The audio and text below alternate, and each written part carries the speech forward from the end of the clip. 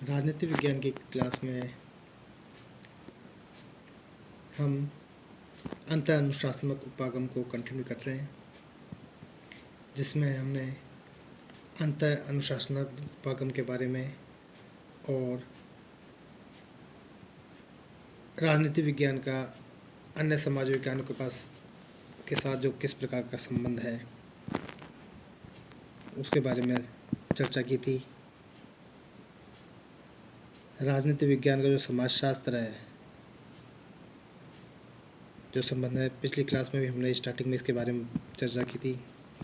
तो जैसा कि जो समाजशास्त्र है मानव के सामाजिक पक्षों का अध्ययन करता है।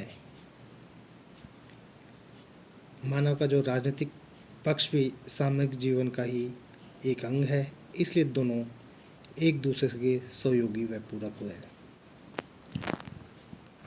जो राजनीति शास्त्र को जो समाजशास्त्र के योगदान है, समाजशास्त्र का जो योगदान रहा है उसमें राजनीति शास्त्र समाजशास्त्र से अमूल्य सामग्री प्राप्त करता है, हर समाज की व्यवस्थाओं के बारे में जानने का प्रयास करता है या सुविधाएं उपलब्ध करवाता है, जानकारी उपलब्ध कराता है। सेकंड में कानून, राज्य के जो कानून है, सामाजिक है, रीति रिवाज हैं, उन पर ही आधारित होता है। राजनीतिक विचारधाराओं को समझने के लिए सामाजिक परिस्थितियों का ज्ञान आवश्यक है, इसलिए समाजशास्त्र की राजनीति विज्ञान को महत्वपूर्ण योगदान रहा है। राजनीति शास्त्र का समाज शास्त्र को जो योगदान है,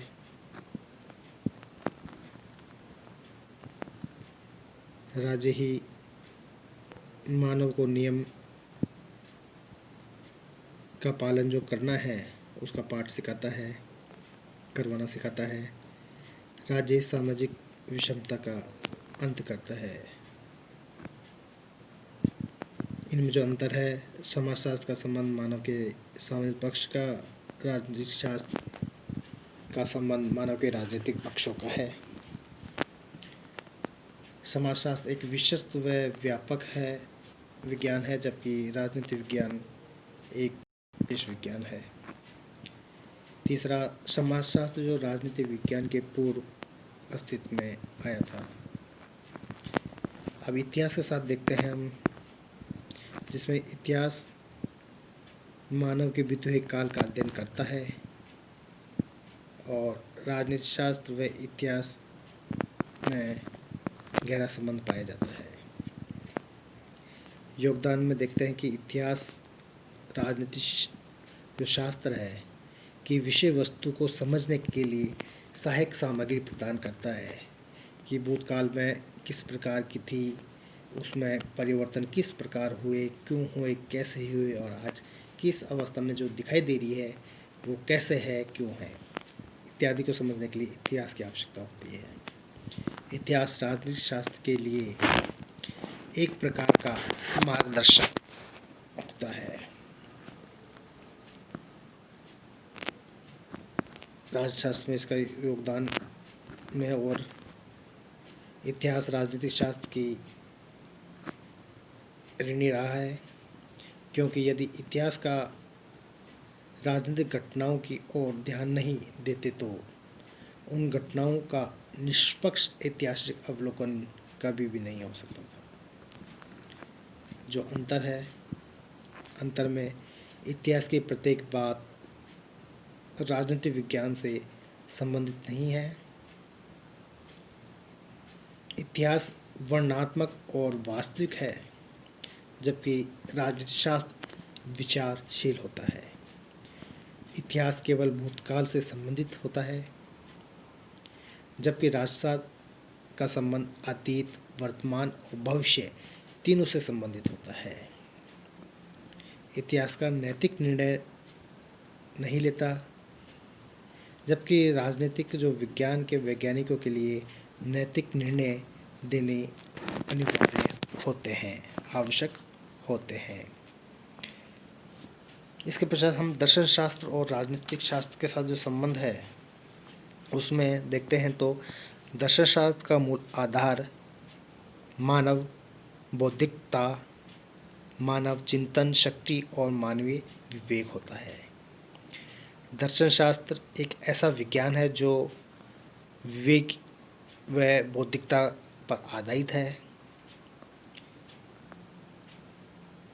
और राजनीतिक के रूप में देखते हैं तो राजनीतिक सिद्धांत को निश्चित करने में ये सहायक होता है योगदान में। दार्शनिक जो विधि है उसका राजशास्त्र में प्रयोग किया जाता है, प्रयोग होता है।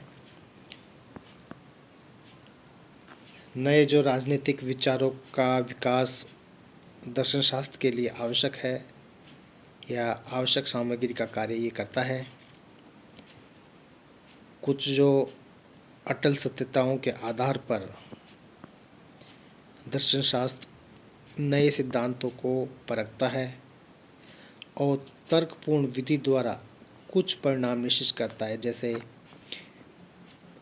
जो सेकेंड वर्ल्ड वार है, द्वितीय विश्व युद्ध के बाद एक नई राजनीतिक विचारधारा ने बल पकड़ा था, उसे व्यवहारवाद के नाम से जाना गया है, क्योंकि इसे में जो मूल्य निरपेक्षता है उस पर बल दिया गया था।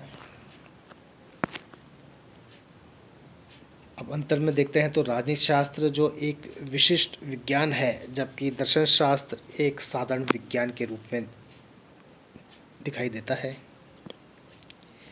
राजनीति शास्त्र कुछ सीमा तक व्यवहारिक ज्ञान है, लेकिन दर्शन शास्त्र ऐसा नहीं है। राजशास्त्र एक विषय है, लेकिन दर्शन शास्त्र अनेक विज्ञानों का समूह है।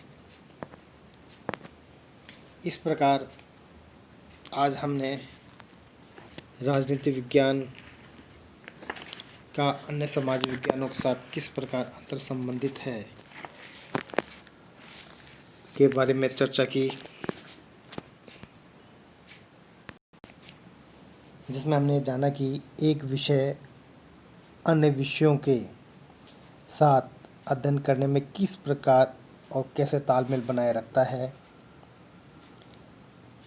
या कहें कि समाज विज्ञान के जो पहलू हैं आपस में एक दूसरे से किस प्रकार और कैसे जुड़े हुए होते हैं तथा उनका अलग अलग अध्ययन नहीं किया जा सकता, क्योंकि ये आंतरिक रूप से किसी न किसी रूप से एक दूसरे से जुड़े हुए होते हैं।